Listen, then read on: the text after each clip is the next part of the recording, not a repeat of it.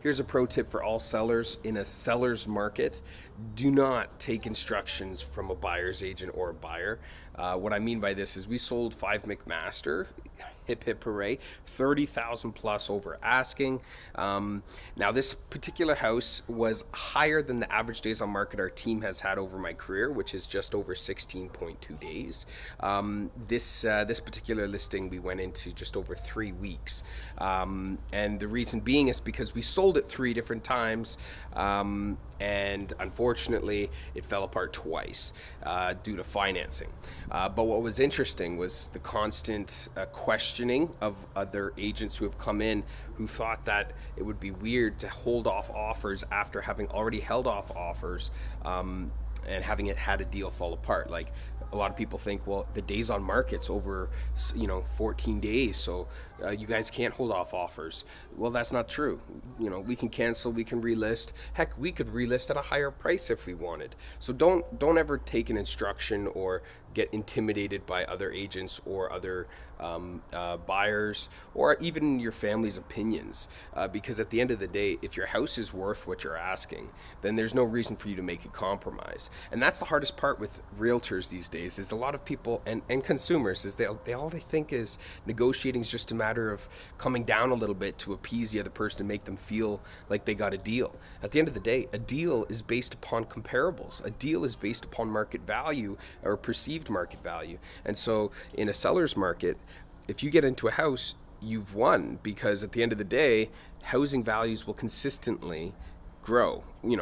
There's always questions as to, at any given point in time, is the housing value or housing market's overvalued, and we can get into that argument the same way you can get into an argument with stocks. However, when you're talking about market value for a home, purchasing the house should be perceived as the superior outcome for the most part, because you would much rather own a home than not own a home, as far as I'm concerned, especially when you're looking at the Canadian real estate market. Like, I've been in this market now for over a decade, and the entire time I've been in it, people have questioned the value of real estate in Canada, and specifically in the Greater Toronto area, and every single time they've been wrong. So I can't see why people continue to think that we're going to have a 17% drop in real estate prices. I just cannot see that, or even a 10%. It's just not going to happen. I honestly don't believe it's going to happen. I've been hearing about it forever. Anyways, the long and the short of it is, if your house is worth a certain price point, or you believe it's worth a certain price point, it's important that you stick by that, so that you don't make compromises on what your end sale price will be. At the end of the day, you do have to maintain a high degree of knowledge of what's going on in the marketplace, because you may sometimes need to make adaptations.